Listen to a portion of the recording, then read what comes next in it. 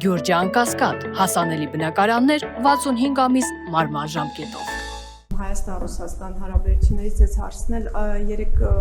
այդ պաշտոնական ծանուցումը հայտարարությունը, որ հնչեց Մոսկվայից գազային պայմանագրի վերաբերյալ, ասվեց, որ նամակը ուղարկվել է։ Ես ուզում եմ դուք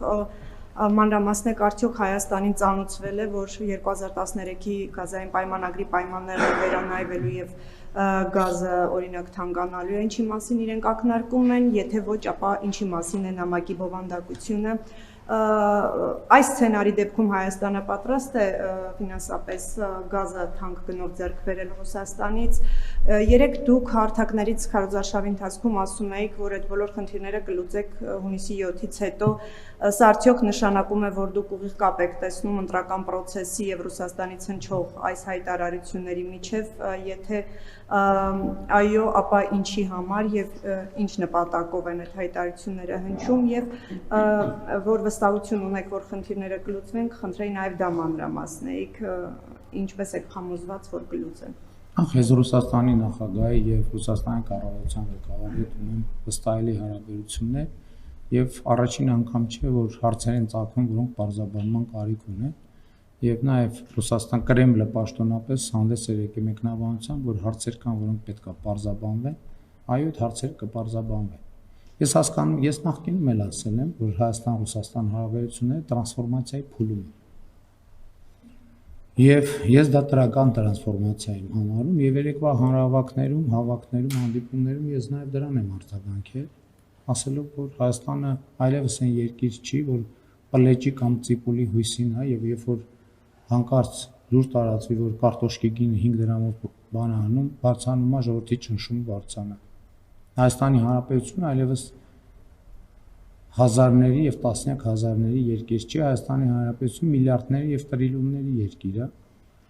Ինչ վերաբերվում է 2013 թվականի պայմանագրին մնացած հարցերին, այս ընթացքում շատ process-ներ են եղել, մարդիկ սկի տեղակել չեն եղել։ Եվ մենք, այսինքն նմանատիպ process-ներ այս ընթացքում մի քանի անգամ եղել են։ Մի քանի անգամ։ Բայց Հայաստանի քաղաքացին ոչ մի անգամ չի զգացել դա, որովհետեւ մենք աշխատել ենք, աշխատանքային կարգով լուծումներ գտել ենք։ Ես համոզված եմ, որ այս անգամ էլ լուծումները կգտնենք։ Ինչու եմ համոզված, այդ թվում եմ պատճառով, ասել եմ, որովհետեւ ես մի հատ պաշտոնյան եմ, ով Եվրասիական տնտեսական եւ միջկառավարական խորհրդի անդամ է, եւ բարձրագույն տնտեսական խորհրդի անդամ է։ Ես ուզում եմ մենք պատկերացնենք այս լծակի մասշտաբը եւ այդ լծակի ընձեռած հնարավորությունները։ Ես կարծում եմ, որ այս լծակները մեզ հնարավորություն կտան կոնստրուկտիվ երկխոսության ճանապարհով գտնել բոլոր հարցերի լուծումները։ Հայաստանի Հանրապետության տնտեսության, ինչպես ասացի, ոչ մի բան չի սպառնում։ Հայաստանի Հանրապետության տնտեսությանը սպասվում են միլիարդների ներդրումներ։ Եվ այո, կա գործոններ, որոնք որոշակի նյարդ են առաջացնում Հայաստան-Ռուսաստան հարաբերություններում։ Ես ձեզ հետ այս ֆորմատով խոսել եմ, մասնավորապես երկաթուղու հետ կապված խնդիր, որովհետև մենք պիտի այս պատմական շանսը օգտագործենք։ Ես դրա մասին խոսել եմ, ես համոզված եմ բովանդակությունը հիշում եք ինչի մասին էր խոսքը, մենք այդ օրակարգից չենք պատրաստվում հրաժարվել, որովհետև մեր սեփական երկաթուղին մենք չենք կարող թողել, որ ինքը կներեք մնա մետաղի ջարդոնի կարգավիճակով։ Ինքը տարանցման մեծ պոտենցիալ ունի եւ ելի մենք Ռուսաստանի Դաշնության գործընկերների հետ աշխատելու ենք, որպեսզի փոխշահավետ լուծումներ գտնվեն։ Եվ մենք կարծում եմ Հայաստանի Հանրապետությունում էլ այնպես չի, որ էլի ես խոսում եմ, որ մենք մեր հարաբերությունները դիվերսիֆիկացնելու ենք եւ մենք Հայաստանում Ռուսաստանի շահերին չենք դիպչում։ Եվ ես պատմել եմ բրիֆինգում, էլի, որ բարձրագույն մակարդակով ես հարց դրել եմ, ասել եմ տվեք ցույց տվեք կոնկրետ օրինակը,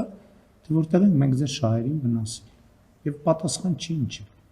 Հետևաբար կարող են լինել էմոցիոնալ, երբեմն սադրանքների տրված հայտարարություններ, բայց մենք ներվի մեջ չենք մտնելու, մենք ասել ենք, որ Ռուսաստանի լեզվակռվի բանավեճի մեջ չենք մտնելու եւ ընդհակառակ աշխատանքային կարգով բոլոր այդ թվում ամենապրոբլեմատիկ հարցերը քննարկելու ենք, բայց մենք չենք պատրաստվում նաեւ հրաժարվել մեր ռազմավարությունից Հայաստանը այլևս չի մտնելու մի վիճակի մեջ, որ այլընտրանք չունի։ Չի լինելու այդպիսի վիճակ այլևս երբեք։ Որևէ հարցում։ Կլինի տնտեսական, կլինի քաղաքական, կլինի անվտանգային,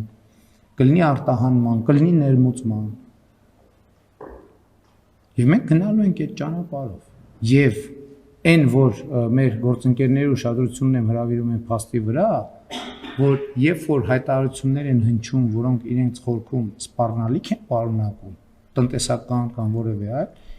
այդպիսի հայտարարությունները եւս մի փաստարկ են, որ X պահի պետքա որոշումներ կայացնել եւ բալանսի բերել բոլոր հարաբերությունները, այդ թվում եւ տնտեսական։ Նամակի մասին ասեցի, այդպիսի նամակներ մենք այդպիսի նամակներ մեզ համար նորություն չի։ Վերջին 8 տարում մենք այդպիսի նամակներ մի քանի անգամ ստացել ենք եւ այդ նամակների շուրջ աշխատանքի մեր փորձը, ձևաչափերը եւ բանաձևերը ունենք եւ նախկինում այդ փորձը ցույց է տվել իր արդյունավետությունը։ Մենք այդ նամակներից մի անգամ չենք ստացել, մենք այդ նամակներից ստացել ենք մի քանի անգամ, վերջին 8 տարում մի քանի անգամ։ Ես գոնե 3-4 նման դեպք հիշում եմ։